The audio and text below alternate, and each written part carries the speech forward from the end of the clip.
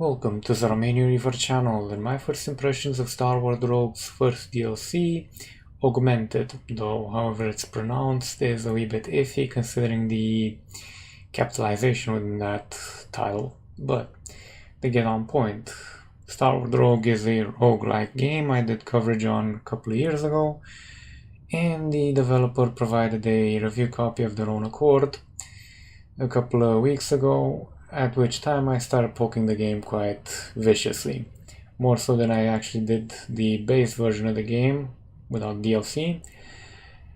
And to be honest, the game's improved quite significantly since a couple of years ago. The DLC itself does provide a decent amount of fun, so to say, but let's not waste too much time with details. You guys can actually check out my original first impressions, rough as though that may be considering the current format. At least it's complete. Now, same old, same old. One of the first differences is you get a couple of more extra mechs. 3. The Zephyr, the Warthog, and the Paladin. Melee tanky specialist. You have to get close to whack shit. You don't have to actually be point blank to whack shit, but it works. The Warthog, which is more or less a tank, they can crush stuff, like crush certain types of blocks that would normally block both the Paladin and the Zephyr. And it has a shotgun and a turret dispenser. This guy has a sword and a energy shield. The Zephyr is more or less a glass cannon. It spawns with a certain damage boost and does a lot of stuff. Personally, I played the Warthog almost exclusively. I had some fun with the Paladin, but the Zephyr itself, not that fun. The Augmented DLC's price tag is $9 US more or less, after taxes. So let's see if they're actually worth it. Now, pretty much for anybody who's familiar with the game already, same old, nothing really changed, at least from the base game. Let's see if we can actually find some more interesting bits here and there. This is an energy weapon. Generally speaking, with the Warthog, it's really not a good idea unless you can find a decent energy weapon. As you guys saw, this thing can actually crush stuff, so yeah.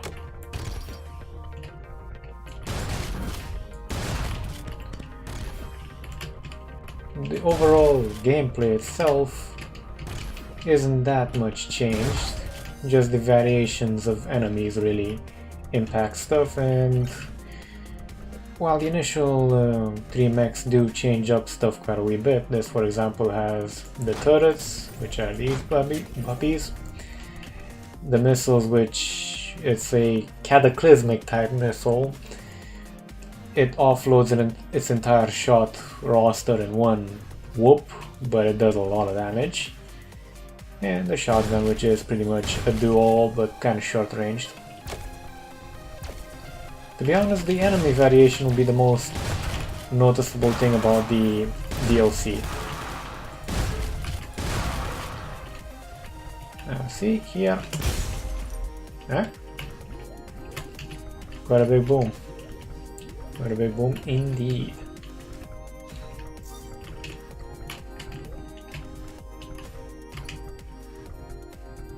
Overall, mostly it's the enemy variations, the smaller, I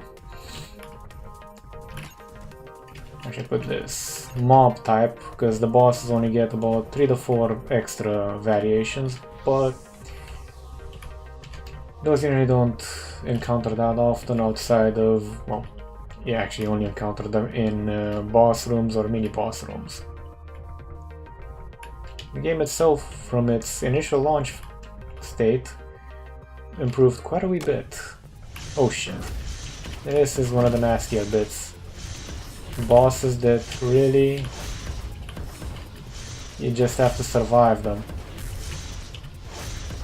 And as you can imagine, I do not survive them quite well enough. This one's actually probably gonna kill me, to be honest. Wow. Destiny, increase all stats, fire rate, damage, okay, you name it. E? Okay. Interesting. I nearly died there, but interesting.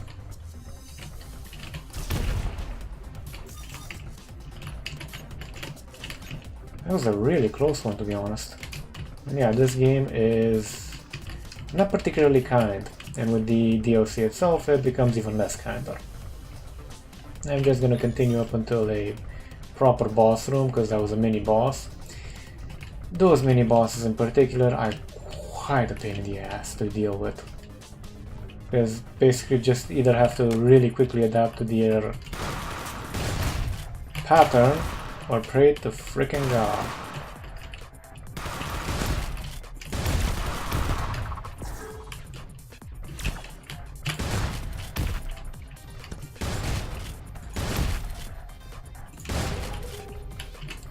Okay.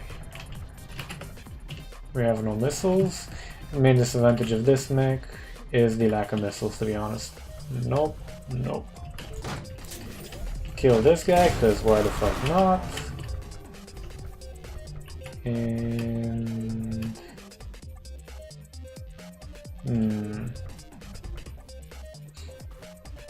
No. Get some extra experience. Get level 2. Jawohl. And usually extra health shards is better. Because you do occasionally bump into... Oh yes. Gonna go for this. Because you never know when keys can be useful. Extra health shards is always a good thing.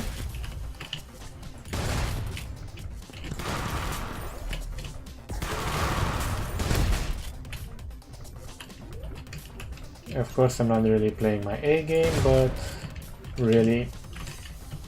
Ooh. That's a good one to have.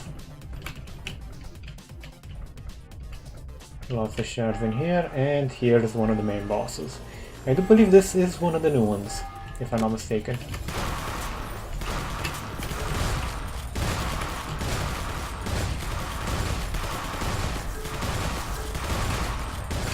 As long as you can stay close and use the turrets as a means of defending yourself, you know, by using them as cover, more or less, yeah, you can deal quite well. Taking a blast, yeah, quite good. I accidentally triggered the time thingy, but whatever. So yeah, pretty much that's it. I could try and actually get a gold room, but that's really neither here nor there. It's completely random. Sometimes I stumble across 3 gold rooms in one level, sometimes I stumble across none on an almost complete run. And yes, the final boss of the game, so to say, or the final boss of the first 5 levels, I have no clue because I've never actually made it past the first 5 levels, is hellishly difficult. So yeah, have fun with that if you're into the roguelikes. Me personally, 6 hours is quite a decent amount of fun for $8. And my hand is not what it used to be about a week ago, so yeah, you can imagine that. In any case, thank you for watching, or more precisely surviving up until this point, because you guys know the editing's kinda interesting and my voice has a melodic tone to it. If you like what you saw, feel free to hit the subscribe button, like button. It does help out the statistics of the channel, gets more visible, you know, stuff like that. And to be honest, at one point I would like to actually make this a job so I can do better content with better quality, more games, more coverage, you know, stuff like that. Take care.